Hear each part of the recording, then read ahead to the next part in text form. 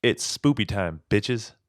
This is our Halloween episode, as you can see, unless you're listening. It's fucking designs in the background. Hi, everybody. Episode 78 of the Nick and Tub podcast. We actually don't talk about Halloween at all.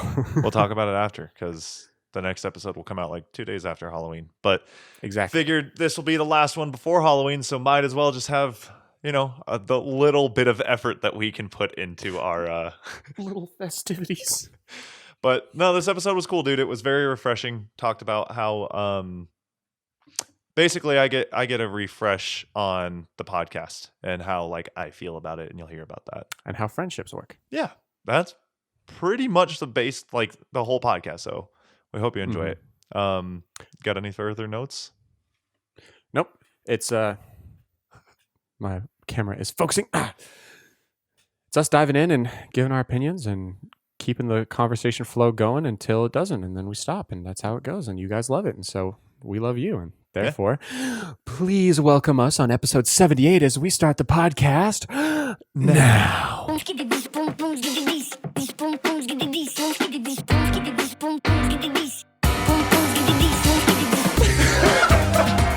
Yes! Welcome to the Nick and Tub podcast. That was good. Yep. Again, I'm always fucking stoked on it. I'm like, that fucking dumb podcast. Like, I like it. It's fucking good shit. That was so good. Dude, this is the best fucking thing we've ever done.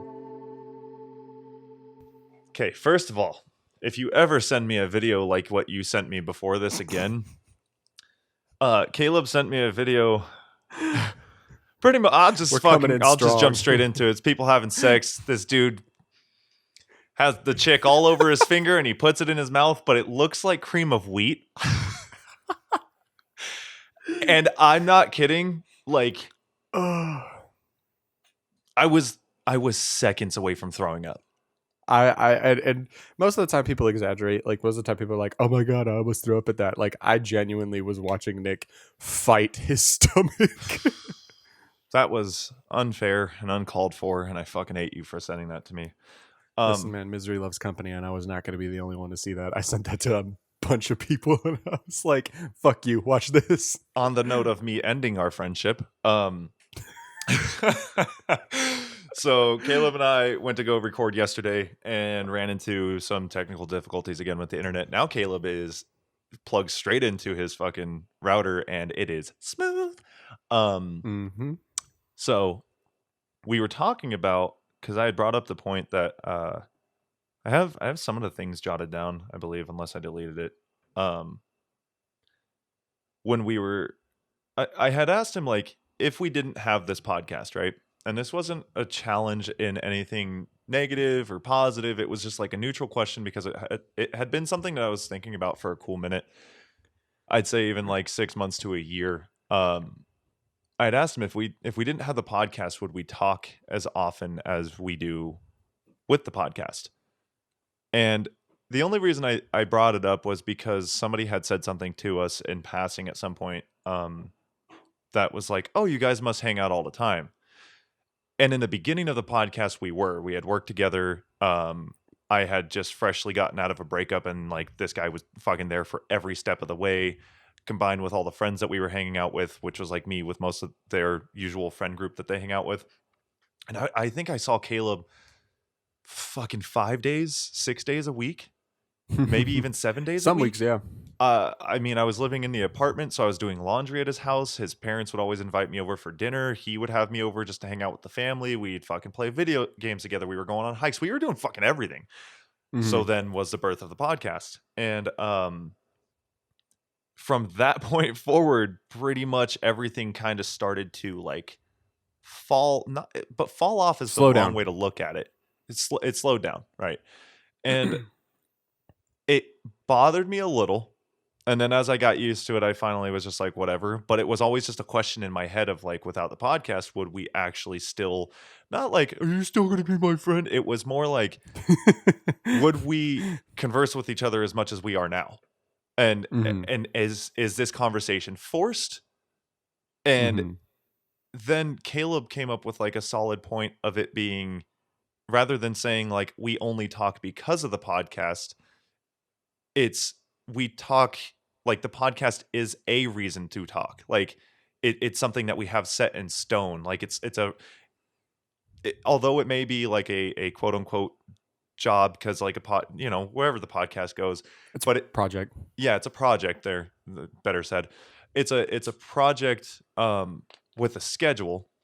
So it almost at one point to me felt like it was something that we had to do versus it's, an excuse to actually have to talk to somebody. And with that point and all of that summarized, and Caleb will obviously say his piece after I get everything out because I'm just fucking rambling, is when we had the conversation yesterday, it made me feel a lot better about it, and in fact made me way more excited for not only today but like the rest of the podcast in the future, because I had just gotten off the phone with my stepmom yesterday, and I hadn't talked to her in like 2 months.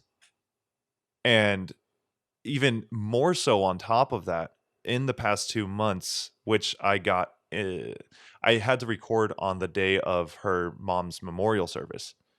I had to record a video, so I only got in there the last 10 minutes.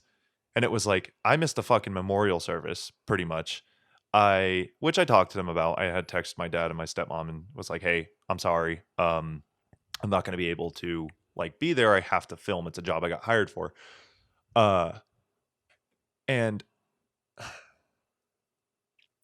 it was one of those things where it's like, I used to talk to my stepmom every day when we lived together a few years ago. And now I barely speak to them because there's nothing set in stone. Whereas like this podcast is a reason to talk to Caleb every week rather than like the only thing, or it's what's the term that you used yesterday? Or how did you phrase it? In terms of When I said like, is this the only reason that we actually have conversations? And you said, you said the other side of it, like the more positive sounding side of it. Yeah, it's a branch off of the point I touched on the now deleted Right. episode that we started for like 10 minutes yesterday. Yeah. I basically see it as like you only have a certain amount of time in your day and in your life to do things. And a lot of the time, the people that you are around the most, you aren't around them because like I lined up every person I knew in my life and I picked my favorite ones, and then those are the people I spend the majority of my life with. As ideal as that would be, it's like that's like not the real world. The real world is typically like you have things that you need to do, like a job or projects on the side or family responsibilities or whatever. And then the people that are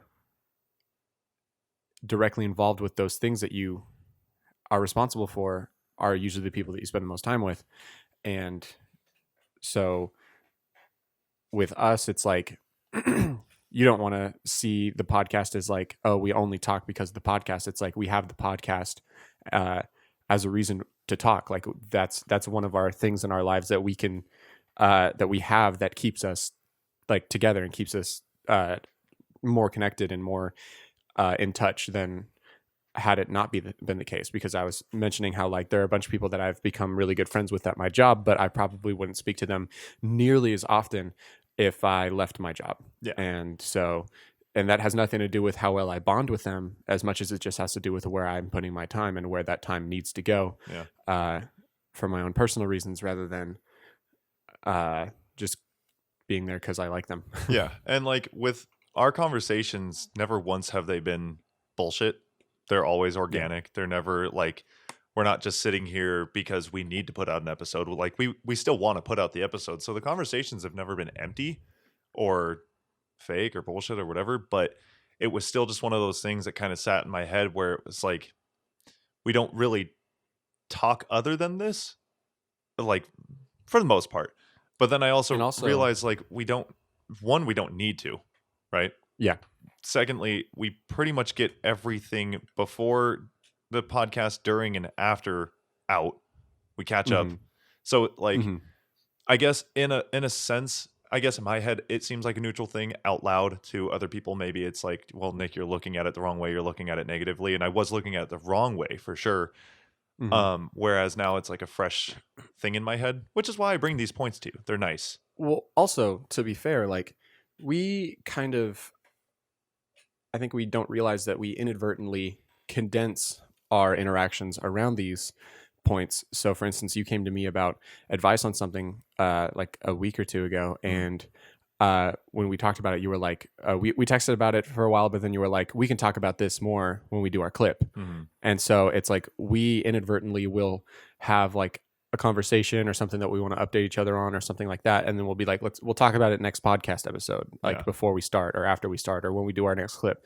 And so we kind of are able to like condense interactions into chunks and go, okay, like, oh, like next time, you know, we're on Discord, let me tell you about this thing, or let me show you this video, or let's like talk about this experience or show you this new song. And so like we use it as like, yes, we're doing the podcast, but at the same time, when the red light isn't on and we're not recording, like we're still hanging out as we're uploading videos or brainstorming clips or whatever.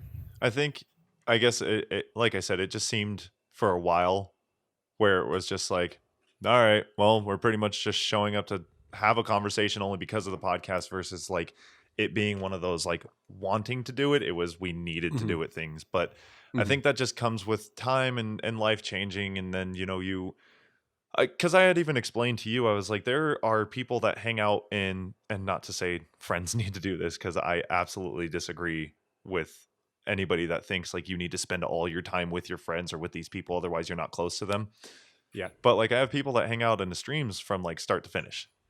And I'm just like, I'm like, I can't even explain how that makes me feel. That's just really fucking kind of them to even want to spend even an hour in a stream, but you're there from like 6:30 till like 1:30 a.m. and I just don't understand. But I'm grateful for it. And I think with like the fluctuations of seeing where people put their priorities, right? And friendships and work and all those different things, I think my brain was just getting it all misconstrued. Whereas like you just go with the flow of everything. You had said yesterday that I see, and this was a point that I wanted to bring up because I said I had disagreed to it, but I think we said we were going to expand on it more. You use like vignette as a comparison to something. As a metaphor? Yeah. Do you remember how it was? The way that like I'll see things as a vignette, like I almost get stuck in a way of thinking. It's hard. I don't remember the specific example I used it on, but probably more or less like it's easy to see like one explanation for something or one interaction for a thing, and then go off of that and build like zeroing in on it.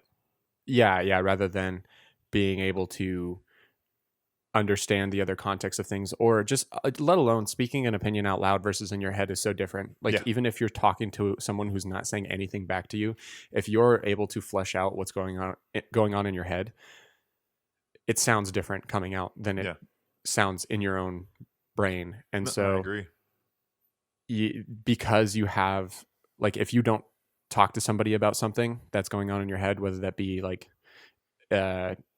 just a worry about a friend or literally like a deep-rooted insecurity, if you don't speak it out loud, then it will continue to stay in this kind of like hazy form inside your head and really be more about how it feels when it affects you rather than what it's actually saying. Yeah. And I feel like this is one of those things that I advise people to do it all the time, but I think it's even better when you see it in real time happening.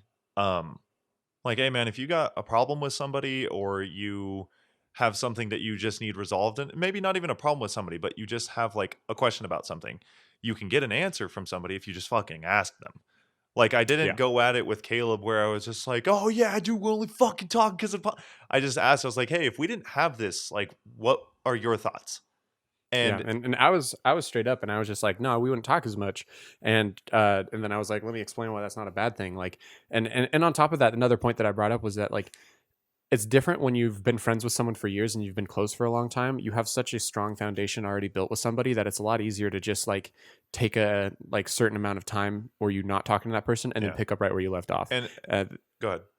and it's just so like, and I use Joel as the example. Like I've had, like a 2-month streak where I didn't talk to Joel, and then like we just like, hey man, what are you doing? Let's go do something. And Yeah. then it's like it never happened, and we probably forgot that streak even happened. And it's just because life, like I said before, our like relationships with people, they ebb and they flow. Like sometimes when you're oh, that's what I was using the vignette thing for. And then I switched it over to the Among Us thing, and it's because like as you go about your life, like and your friendships ebb and flow in and out, like you only have a certain amount of time to spend with everyone, and so you can spend like a huge chunk of like a year with a person and build like a really close relationship with them. But then if your life takes a different turn and you have to go do other things or spend your time elsewhere, that foundation for that relationship is still there, but you are now interacting with more like newer people or different people in your life because of something else that you're doing or something else that the other person's doing. And the way that I described it was like if you're like playing an Among Us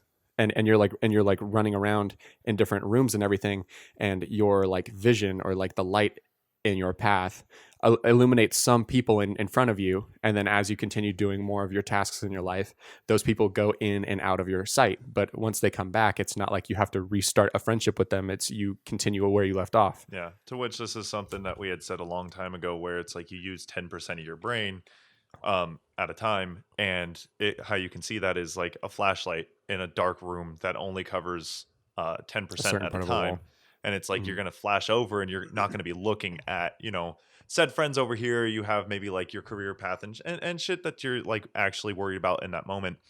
And an old friend in high school, his name was John, one of his like last tweets before he deleted Twitter was pretty much, and I've brought it up before, saying that he appreciates the friendships where you don't have to talk all the time, right? Yeah. And you can just pick up, it could be years, but that friendship, that what you just said, that foundation is there. So you can literally just pick up where you left off. You can have a conversation, and it's not like oh, what have you been up to? Like, nobody likes that fucking question, dude. Small rant, fucking hate that question when you haven't seen somebody in 2 years and they come Mhm. up and they're just like, hey, what have you been up to? And I literally, now, I'm not even kidding, I'll be like, when was the last time I saw you? They're like, like 2 or 3 years ago. I said, what point are you asking about? Like, I'm not being a dick. I'll laugh with them. I'll be like, but what do you want me? Do you want me to summarize 2 years in like a 15-second sentence that you want me to say out loud? And it's the reason I don't like that question is because it's not very specific. It's just broad. You're just having like the passerby conversation. It's the typical icebreaker small talk question, and I get that. Like I also dislike it, but I also see the value in it of like, all right, like if we're gonna catch up or if we're gonna talk about stuff, like I gotta know, where you're at in life now, because obviously time has passed, and you may have like a beard now or a kid or a DUI, and I want to talk about it. Like, I think because the way I see like what have you been up to is so broad versus Mhm. like, hey, is there anything new and exciting happening now? Or like uh what are more recent changes? Something, because I'll straight up tell people like, hey, I've done it before and it worked out nicely, where I'll just be like, hey, we're about to have a very like bland conversation unless we ask specific questions. And they laughed and they're like, Yeah, actually, yeah, that does make sense. no, And that's that very good. kicks off a conversation way more because you're breaking the ice that way of like, it's Yeah. awkward, Yeah, 100%. I caught myself doing that the other day when I went out to Madrano's with friends. I went out there and I saw a dude I haven't seen in years, Mm. and I was just like,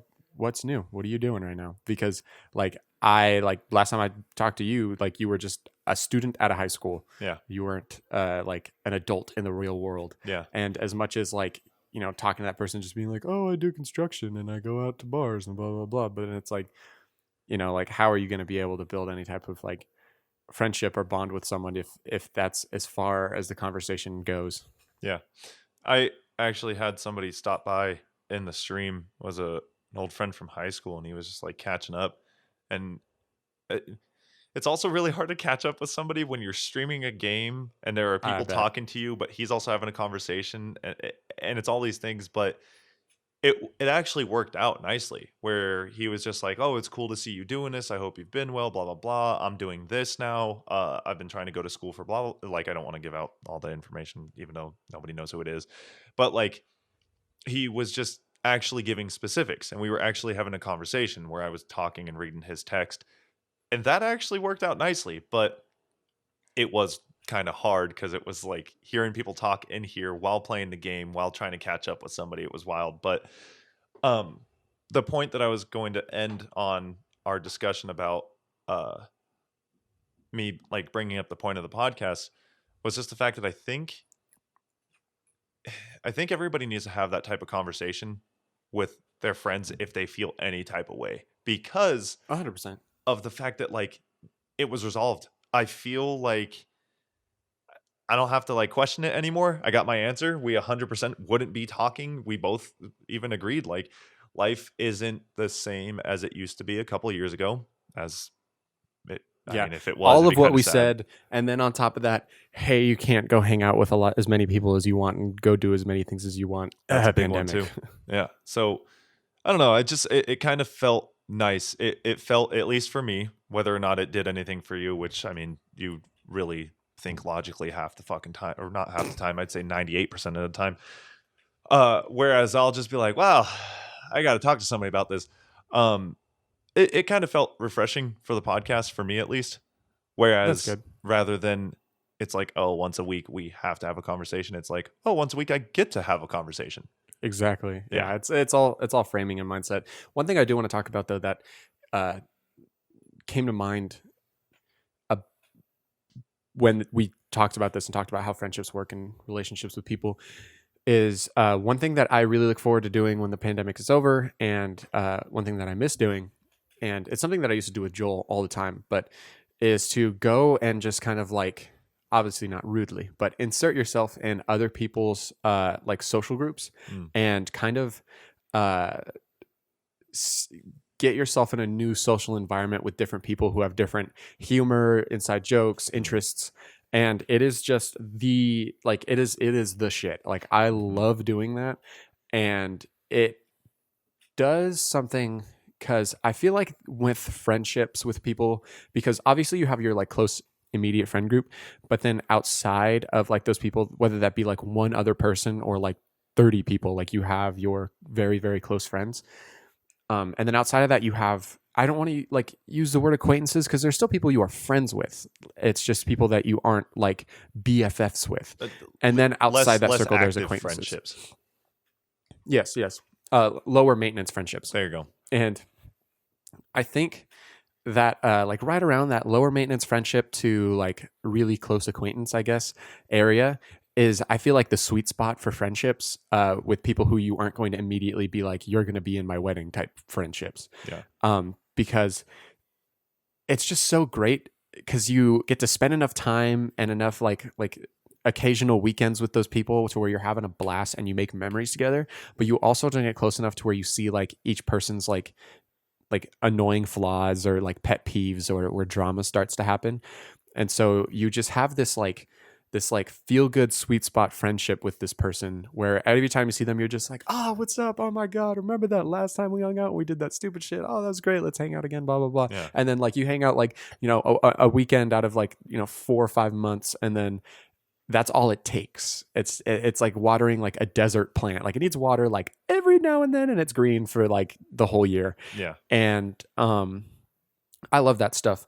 Joel and I literally used to like, I don't even think it never was like a mission for us. It just, we continued to do it and it was fun. And we didn't even realize that we were kind of like following a pattern, but we were just like bouncing around, meeting new people all the time and hanging out with people who like you may have known kind of a little bit through Twitter or like a mutual friend from high school. And you're like, fuck it. Like, they invited us to a barbecue, like rather than doing the default reaction, which is just like, nah, I'm busy, when you're not, actually say yes and go to it. Yeah. And next thing you know, you made like 5 new friends and you have an awesome memory. And now you've established a cool connection with that person that's way deeper than you had before.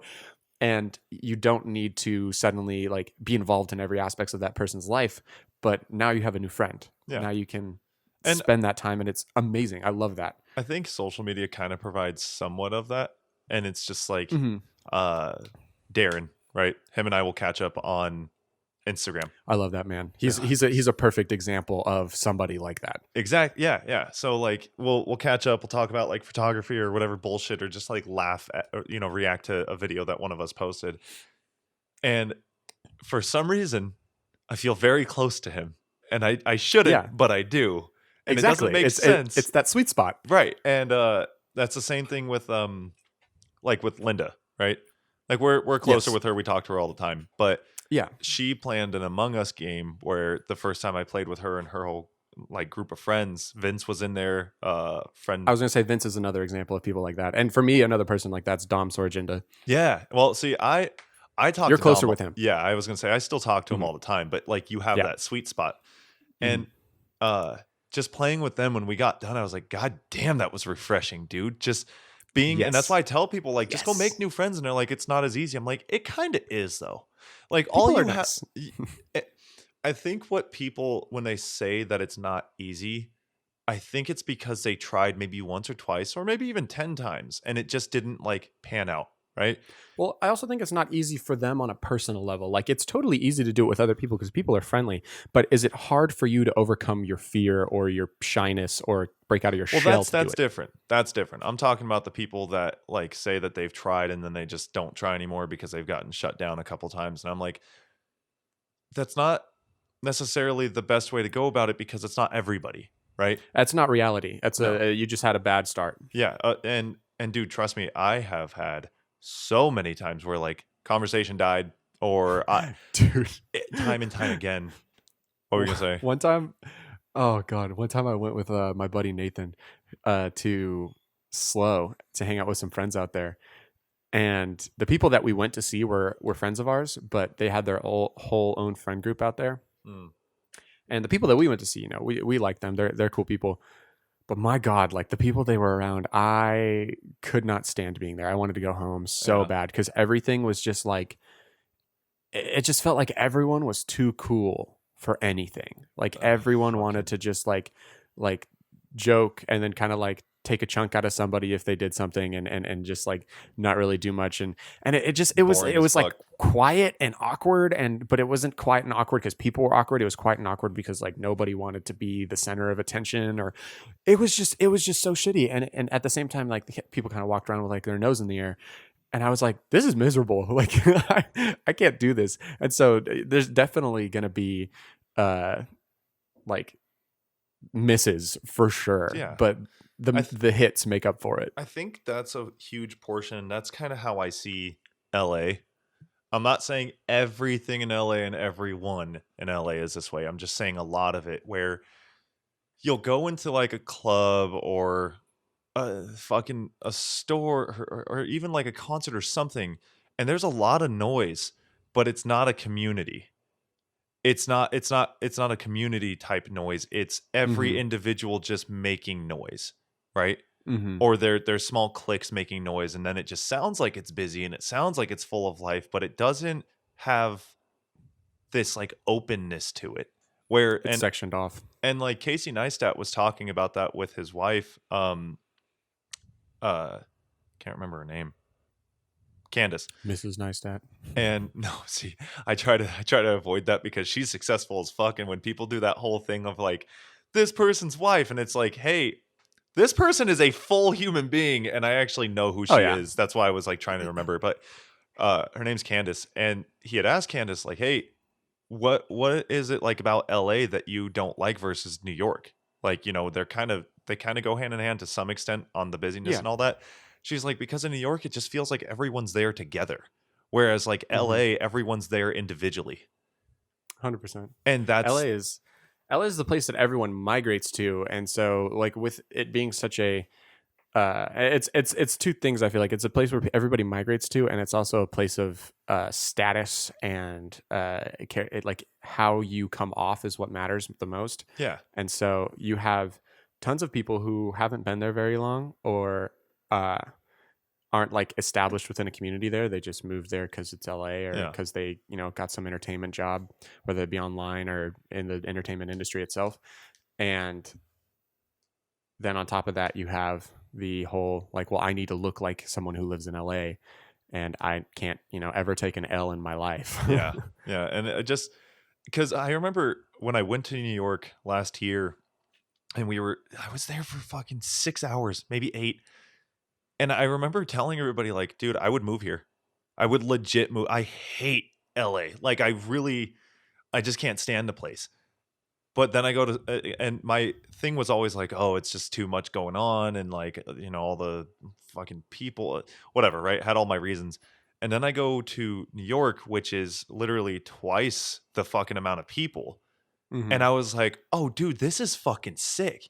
Like, Mm-hmm. yeah, you have like rude people everywhere, but it was almost like they were rude but loving. Like, I don't even know how to explain it. I was watching these kids across the street I'm talking like fucking 14 to 16-year-olds, all have cigarettes in their mouth, all shirtless with their fucking shirt tucked into their pants, and they're all skating. It's like 20 of them. And I'm just Yeah. like, that is the most New York fucking thing I've seen.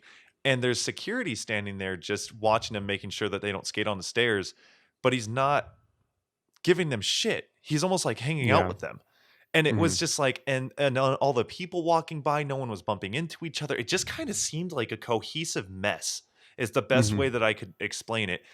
Mm-hmm. And it was fucking beautiful. And I was like, New York is the shit. Now, granted, the hype of it, I'm in New York. I was for going to the say, first time. it does have a lot of that novelty.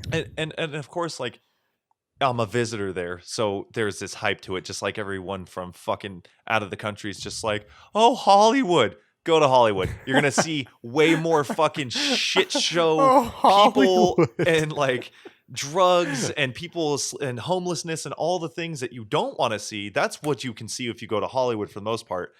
And Is this what Americans call camping? There's tents everywhere. That's so sad, but so funny. But it's just one of those things. It's like, that's how we take care of our bedrooms. We just chuck the water bottle behind it, kick it under the bed. It's fine. That damn side note that reminded me of a friend's car from high school, filled to the fucking brim with water bottle. Baseball people. I don't understand you baseball guys. players. My car was like that when I played baseball. I'd get into his car and I'd have to, no bullshit, bottles on bottles would fall out, and I'd look at him and be like, Ryan, what the fuck? And he'd just be like, what? I was like, clean your goddamn car. And he's just like, I'll get there. I was like, Ryan, this is literally months worth of water bottles. Like, I'm talking, they would fall out like he was a fucking drunk, like an alcoholic with bottles falling out, dude. You couldn't get into the back seat of his car without having to like shuffle your feet in. Yep. But yeah, I don't know. The whole thing with LA, how the fuck did we get there with people? And because of the snobby fucking stuck up people that you were talking about at that party. Yeah. And just as like a note for like the parties that we have out here, I've been to a couple parties where it was just like everybody doing their own thing and it just didn't feel welcoming. But for the most part, I've been to parties and people are just like, hey, what's up? Like, they don't necessarily know to introduce themselves right away, but they're definitely friendly, Like, it hasn't been like this shutout type mentality. Like, I'm better than you. I have 5 out of 5 star ratings on this fucking cat app. That's an episode of Community. It's like a popularity contest, and then there's like a hierarchy of people, and 1-star people are like the janitors and the cleaning crews that have to wipe up people's fucking spills, and then 5 stars are, there's like 8 of them that sit in this like white out, completely white robes, white out room, fucking elegant shit. They're getting drinks delivered to. God, I love that show. But that's kind of how I think of LA. I pride myself with being someone who has been lucky enough to encounter a ton of really, really great people in my life. And I always wished I had some house kind of not too far off beat, but like not right in the thick of the suburbs out here, and with like an acre of land, and just be able to invite like fucking like 100 people out and just be like, let's have like a fucking great party with all people that like I approve of, that are all like nice and open and heartwarming and welcoming, and let them all, mingle and get fucked up and have an awesome time. And like the closest thing we ever got to that was Joel's party, and man, that shit was awesome. That was a good party. And that was 100 people, but that was in the suburbs. That was a good fucking party. And that's what I'm talking about. Is like shit like that, dude. I love shit like that. And to get to back to the point of like making friends and whatnot, the internet is there. It is not hard. Go ahead. What are you gonna say? No, I just had a point about like the sweet spot of people. And one thing, because you were like, that's why it's cool that we have social media. We can follow people that we like have those sweet spot relationships with. But a lot of times social media will fuck that up because everybody wants to get really personal about their opinions online, and they want to make everything political, and they want to like point out their ideas about like religion and politics and sex and everything. And then these people who you just had these like kind of like medium level deep sweet spot friendships with, now you're seeing all those like little itty bitty details about their ways of thinking or their worldview or whatever that you disagree with or you don't align with, and then it like kind of like taints it. And that's why like I fucking hate when people get like overly political online and stuff like that. And like I like pointing out stupidity, but I don't like blatantly like just being like, oh, you need to take a stand for this, or oh, like we need to, like if you're not on my side then you're the devil and blah blah blah. Yeah. And like all that bullshit, like that's just not for me. I kind of like want everybody to be able to take a middle ground thing and not get a middle finger to the face. But it's I think we're gonna get that anyway. Have your opinions, but you don't need to share everything. Yes, and you don't need to make everything seem like you are the most right person who has ever walked the face of the earth. Yeah. And anyone who doesn't agree with you is just like scum of the earth and, like mentally retarded and just like the worst of the worst. Yeah. And so that's why I love those friendships with people, but like, God damn it, like I mute motherfuckers because I can't let my idea of them get tainted. I'm not entirely sure if I have more people muted than unmuted on all the social medias that I have. And I'm not even kidding when I say that. Like, I have followed people recently that, and hey, call me a pussy, call me whatever you want. It just keeps me from having problems. I don't fucking care. But like, I have muted people right off the bat from following them because I already know what they post. Like, I already know them as a person. But because they had followed me and I had like just met them, I don't even want to hear the sentence, why didn't you follow me back? I don't want to hear it. I don't fucking care. I don't want to hear it. I'll just do it and mute you so neither of us ever have to speak of this again. Yeah. And that is there's such a long list. There's such a long list. And not even trying to be like Mr. fucking cool guy either. I think a lot of people do this. I didn't for a while because I was like, everyone has an opinion and I should respect it and blah blah blah. But like as of recently, it has got absolutely so fucking off the rail crazy. I can't do it anymore. I had you muted for a cool minute. Yeah, I know that. I remember we talked about this. This was a couple of years ago because I was like, shut the fuck up. Like you tweet every fucking, like, no bullshit. It was when you were in your peak of Twitter and you were tweeting like 20 times a day and you were quote tweeting shit and retweeting shit. So I turned off your retweets and that didn't even slow it down. So I had to fucking mute you. And then one time I think you asked me and I was like, oh fuck, dude, I think I've had you muted for either like a few months or a year or something at that point. And so that you were like, yeah, I chilled out. And you did tell me though, you're like, but keep the retweets turned off because that doesn't stop. And I was like, okay, fair enough. Yeah, and also on top of that, like you gotta, I kind of, a good way to look at it is you have to see somebody's following number, whether this be Twitter or Instagram or whatever, Facebook, that dinosaur app, somebody's following number as like their miles per hour for their timeline. And like if you follow 100 people, then your miles per hour for your timeline is like 1.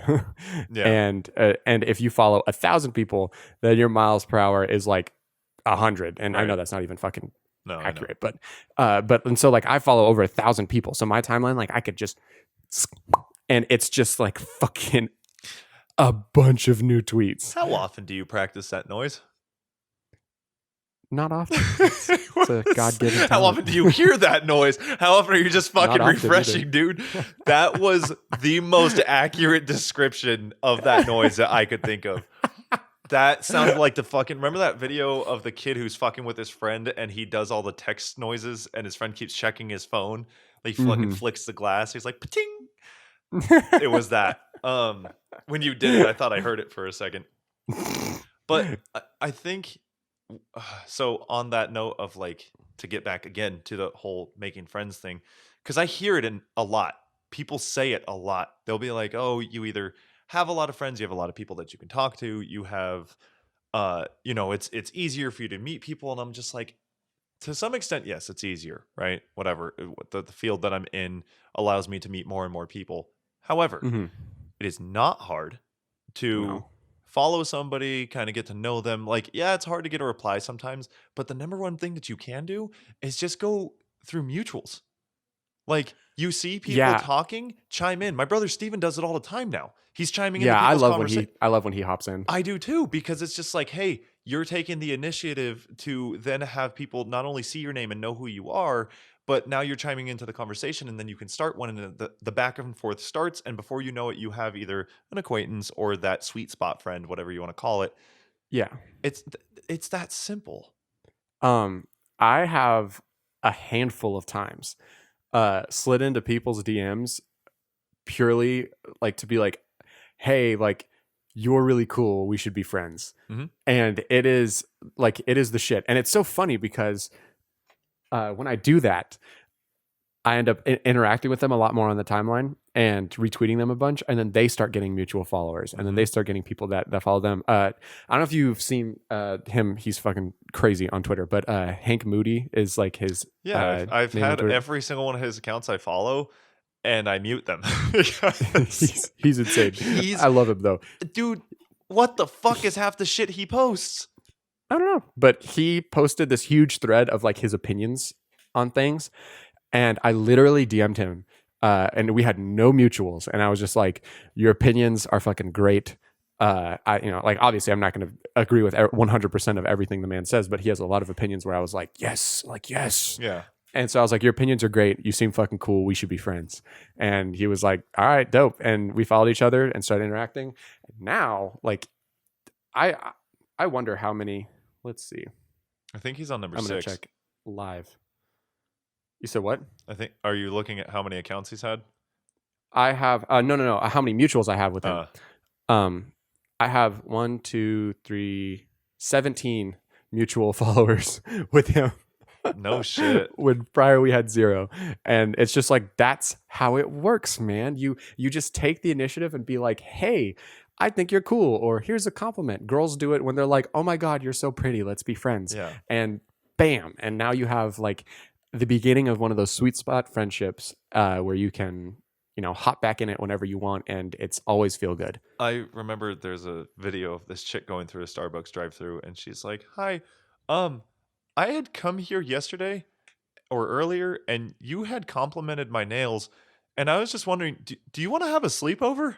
And I was like, "That's cute. That's cute as shit, dude." Yeah. You offer somebody a compliment, and you can be friends with them automatically off the bat. Like, Yes. there's a kid that works at one of the Starbucks that I go to that back when I was working at the yogurt shop, him and his brother used to come in, and he was the younger brother who was like, fucking probably like 14, and now, it's been years he has a job. And we would see each other at the gym here and there. God, remember the gym, dude? And Never heard of it. and so we would see each other there, and we kind of glance because we weren't entirely sure because it had been years. And then I went through the drive-through recently, and I was like, "Hey, what's up, dude? I don't know if you remember." And he said, "Hold on." And I was like, "Right, you?" And he's like, "The yogurt shop." I said, "Yeah." I was like, "Fuck, dude, you have a job now. Like, you used to be the kid that would come in with your brother." He's like, "Yeah, we, stopped coming in there after they closed, or after you quit, pretty much. And then once they closed, obviously." He's like, "But it's good to see you again, dude. What are you up to? And like, what do you do now for work?" And the "what are you up to" question. And when he asked, "What do you do for work?" I told him I was a photographer. He's like, "My brother's actually getting married soon."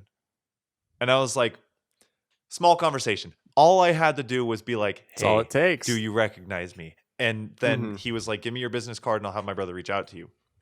He hasn't, and that's fine. But just the fact that like, that's all it took was a small conversation. Dude, I had a conversation with that same Starbucks drive-through, but we had a small earthquake like right around the start of the pandemic. I think it had hit Mhm. LA, and I felt it in the car, and I was just kind of shaking, but I couldn't tell if it was the wind. I pull up to the window, and this is how I knew. I was like, I don't want to have a conversation with you anymore. Was I asked her, I said, hey, did you just feel an earthquake? And she's just like, are you serious? And I was like, yeah, you didn't feel the shaking for the past 10 seconds? She's just like, I'm sure you just need your coffee. And I was like, I'm sure I'm never going to speak to you again. Cause like, like, don't like, it was kind of rude the way she had said it. Not so much a joke. It's like, hey, you fucking suck as a person. I'll see you later. Never. But it's as easy to find out if you can be friends with somebody or never be friends Yeah, with somebody. you can tell, frankly, quickly, if you know what you like and dislike in people, then it's not that hard either to be able to tell whether or not the person's worth the risk. Yeah. I I was going to wait for the pause. I wanted to see how long it was going to go. Fuck. I wasn't gonna let the pause happen. I noticed it.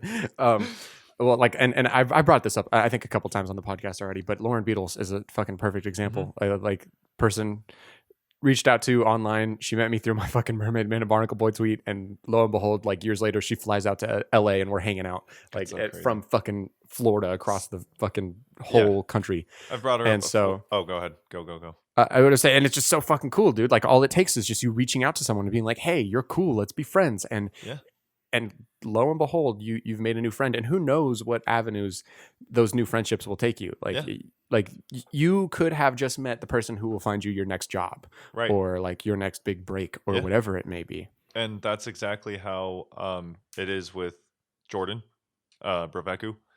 That's how it was with a chick named Aggie, who I met I talked about it a long time ago, but through music. We both had like talked about August Burns Red. It was like in 2008. And then in 2019, when I went out to Chicago, after I got done with the job there, I actually met up with her and her boyfriend and had lunch with them before I got on my flight. 10 years fucking later, I finally meet her. Like, dude, it is easy. You just have to start a conversation. It's not fucking hard. I think I'm so stuck on that whole, like, it's hard to make friends thing.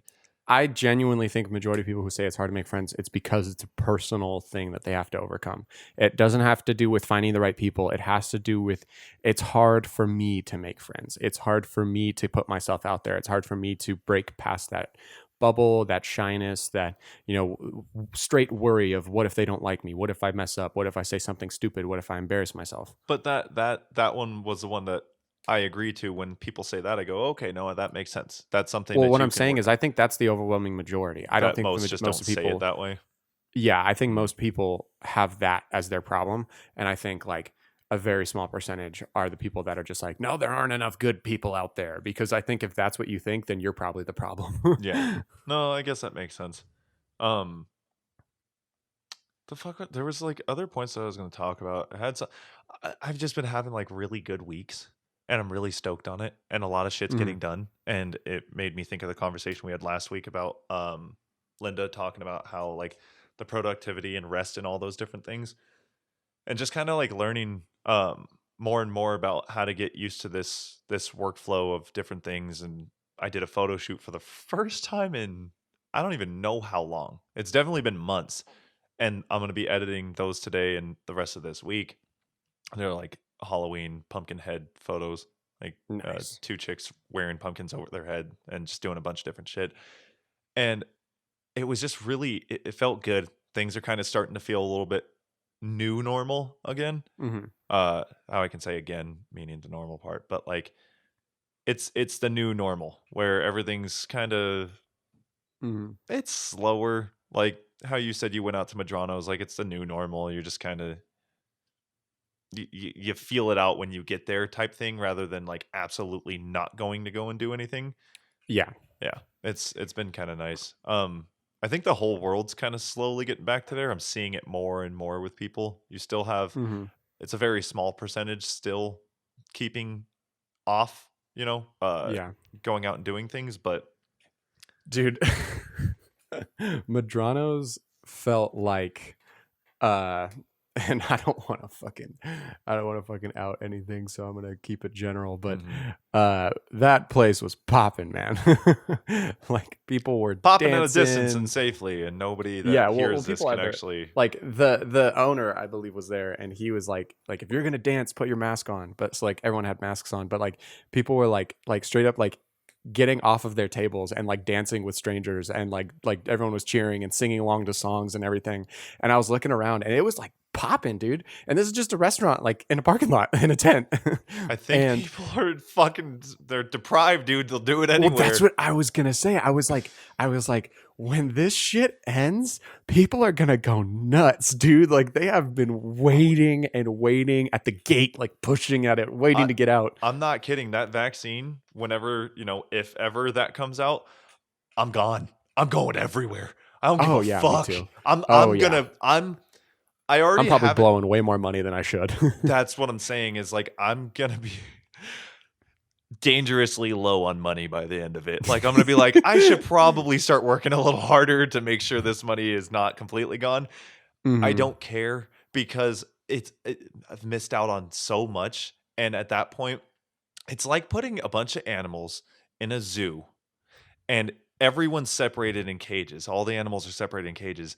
And then one day they just go, all right, we're going to throw you back in the zoo. All the animals are fucking, all the animals are eating each other. They're dancing. They're fucking climbing trees. They're fucking running through lakes, ponds. Dude, going naked. They don't give a fuck. They're just going to, people are going to go buck fucking wild. They already are. Yes, exactly. Like people can't not like be wild already.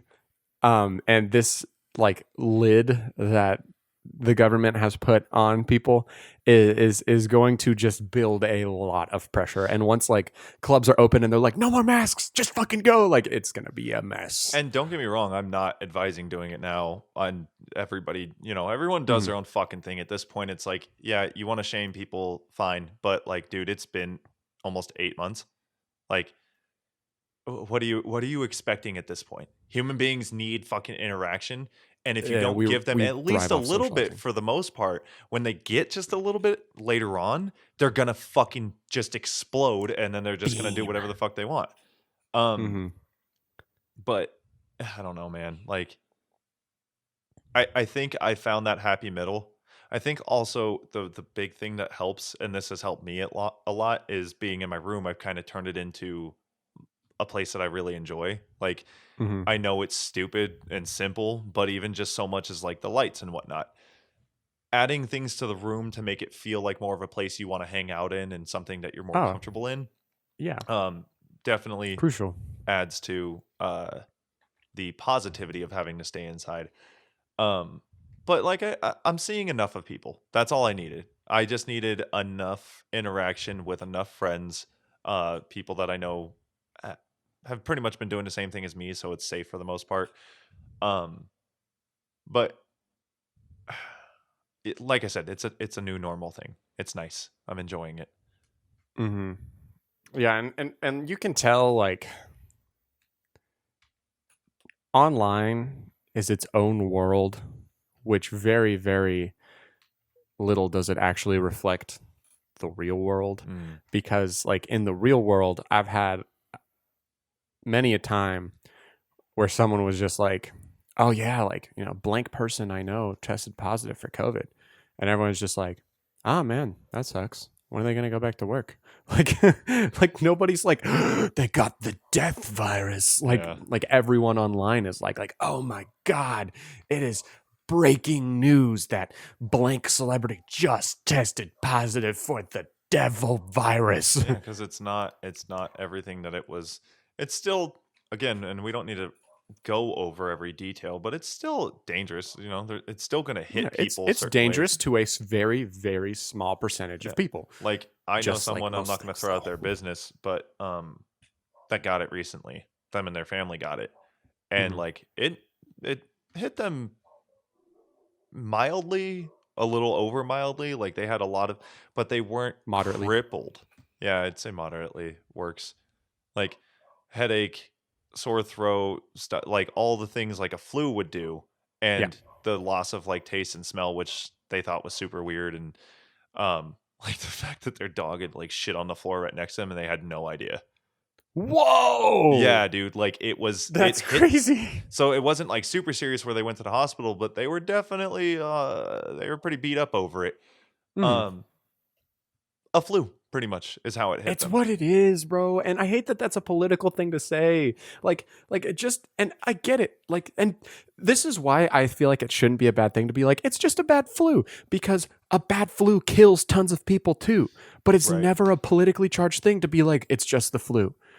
But with this it's- thing, it's because it's like a huge fucking deal. And it just like, it pisses me off that everyone wants to use the like 200,000 Americans like thing as like some type of like political bullet or like some like talking point to hold up against people. I think it's stupid. Like obviously people are going to die from this thing. Like that's, and I'm not trying to be heartless. Like I went through my own experience when I literally almost lost my dad to it. Yeah. Like it's serious and I've seen that. But at the end of the day, man, like that's a huge part of life is just like there's just going to be death and sadness and disease that comes around, and like you have to mentally prepare yourself for that. And this is like a deeply ingrained view that I hold. Like even if I lost my dad to it, I know that this wouldn't have changed my mind. Like I still would be pretty set straight on just like I don't know this if you thing can is- necessarily say you would know that that's how you would deal with it, because I'm confident about it, because like even in the thick of it, when I'm like crying myself to sleep, I was thinking to myself, what part of me right now, if this were to go like where it looks like it's going, which is the worst possible situation, what part of me like and I started like overlooking a lot of my views on the whole thing and on life in general, and a lot of it was concrete. Like I wasn't gonna budge on it, and not because I'm trying to be like stubborn about it, but just because like I have very good reasons for a lot of the things that I hold when it comes to my opinions. And just because like I went through an emotionally hard traumatic thing, it wouldn't change any of those good reasons as to why I was holding those opinions. still though, I mean, I get your point. Obviously I can't say 100%. And Like yes, there's nuance. no, but of that course, should of be course. priced But I'm in. also saying like the loss of someone, like especially you can't grasp that concept until it happens. That's a big Yeah, that's one yeah. you literally cannot grasp. Like I totally agree with you. so I think it would be far, far different. I really do. Mhm. That's just my opinion on it. You have yours, but Mhm. I think it would be far different than what you would think it would be. And that's just, I mean, the fact, like, the fact that your grandma and her view on it. Do you care to Yeah. talk about that or no? Yeah, I don't mind. Okay, but the fact that like your grandma doesn't, that fucking blows my mind, dude. Yeah. That blows my fucking mind. She's just like, if it'll take me, it'll take me. I want to live my life. I'm just like, yo, how old is she? 80 something? yeah, mid 80s. Fuck. Like, yeah, I mean, like I said, I think She is kind of a mind-blowing person in herself. Like she talks about her own mortality like it's just another talking point. it's so Like she'll just crazy. be like, like, oh, like when I die, or like, oh, like, you probably won't, like I probably won't be around for that, but like, and it's not I've had- something like that far in the future. And I've Like, had that and so- conversation with her before where she said something like that and it caught me off guard. And then I looked at her in the face and she wasn't budging. And I went, oh, I guess I can just talk to you about this. Like you're not Mhm. saying this to make anyone uncomfortable. You're like, I'm gonna die. She's And being that's real. okay. Like it, dude, if you're old and decrepit and like getting towards like the top 1% of the population who Yeah. makes it to that age type thing, like obviously you are like death is knocking at your door, and the best thing that you can do at that age is to like make peace with it. Yeah. It's dark, but I'm okay with that ending. It's how a lot of my family is, man. Like on my mom's side, at least, like I don't know a lot of family on my dad's side, but on my mom's side, like a lot of my family, like Pat, like Mhm. they're just like badasses with that shit. They don't care. It doesn't budge them. Like if they were to get a terminally ill diagnosis, of course it would be sad and it would wreck everyone. But like if like Pat got that, like she would just be like, that's life, dude. Like I'm gonna die eventually. Something was gonna take me. We didn't know what it was gonna be, but now we do. Like let's keep moving. Like I told you, when she start feeling like she got arthritis in her hand, she'd get a hammer and she'd fucking smack her knuckles with the hammer to break up the arthritis and make it so she could move her knuckles. Like I think I do remember you telling me that, and it still catches like, what the fuck? Yeah, man. Like, and that like, and my uncle's the same way with this type of stuff. It's just like, that's life. It's hard. Death is guaranteed. It's like you have to find your peace with it, or else it will fucking wreck you until you die. Yeah. And then you'll just be in the same spot as everyone else. But at least the people who made peace with it didn't go out miserable. And so like that's why again, another part of me is so like deeply ingrained with that mindset, because I've watched my family go through losses of very close members, and like it doesn't like it hurts them and they get sad and they mourn, but it doesn't budge their outlook on life. Okay, and that's a fair argument, and I think again that's why I said like the opinions can differ and neither of us will really know, but that is a fair argument to actually like see your family handle it that way. So, and you've kind of been raised around that for the most part. Yeah, and I'm grateful I have, and like again, like, and I've watched my dad's fucking opinion on the whole thing. Like he's the person who fucking woke up 6 days later from a coma, and he comes home and the first thing he wants to do is watch Star Wars, and so he watches Star Wars and knocks out, and then like lo and behold, like a month or two later, he has like his friends coming over and like hanging out with them and watching movies with them, because he's just like, I want to live my life, like I can't hold myself back out of pure fear, and if it's gonna take me, like that's what's gonna happen, but like I'll be safe when I can, and at the end of the day, like I want to live life. And so he I mean, you can summarize it if you'd like, but I know he was still dealing with some complications. How's he doing now? He is returning to work soon. Nice. Yeah, so he got valley fever. Fuck. Which is a like certain disease that is hard to catch but easy to catch if you have a suppressed immune system, and obviously almost dying will do that to you. So he caught that, and it just gave him perfect timing, a really bad cough. And so that fucked him up a little bit, but he's doing good. His feet are good, his heart is good, like he's doing physical therapy, and I mean he like created this piece of furniture like with a bunch of like cubbies and a nice like tabletop. I remember for he his was bedroom. doing that like end of last year. Like he was starting to get he just into finished it. Like we this morning put it in their room. Hey, good for him. Yeah, so he's working on his projects and everything. He's outside. He still fucking coughs and doesn't know how to fucking cover his mouth, but that's personal thing. We were just like, bro, when you go back to work, you need to fucking cover your mouth. You're gonna freak people out, even if you have the most immunity out of everyone. He's gonna have to wear a fucking mask anyway, so yeah, he will. But yeah, so he's doing good, and he's gonna go back to exposing himself to the public. So, well, hopefully everything works out smoothly. Yeah. How you feel? I feel fine. I feel good. Cool. Me too. Mm-hmm. I like that being the ending too. Like the whole how do you feel on positive it? Upswing?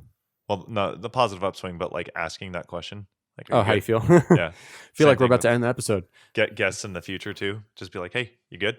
So what? That's episode 78, right? Yes. Dope. We got to go. Cool little insight. We're gonna go record the last week's clip right now, and also record this week's clip right now. Why? Because we're late. It's fucking. That's our. What is that? That's our trademark. It's just like we'll eventually fall behind. It's kind of guaranteed. We already mentioned it in the beginning, but we do have that Discord again. It's the Nick and Tub podcast on Discord. Yes. The link is in our bio on both Instagram and Twitter, correct? Mm-hmm. And if you want to go join that, you just click that and set up. I mean, look, if Tess can do it, because just the fact that Tess came in and was like, I have no idea what I'm doing, but I'm here. You can too, if you would like to. It's there. I think for the next episode, if I remember, and if you remember, remind me, I'll throw in a, hey, shoot us topics at everyone, and we'll see what people come up with. We did that in the intro. Did we? Who knows? We'll figure it out. Intros are after these. All right. That was episode 78 of the Nick and Tub podcast. Thank you guys for hanging out. And always, never forget, go fuck yourself. Adios, amigos.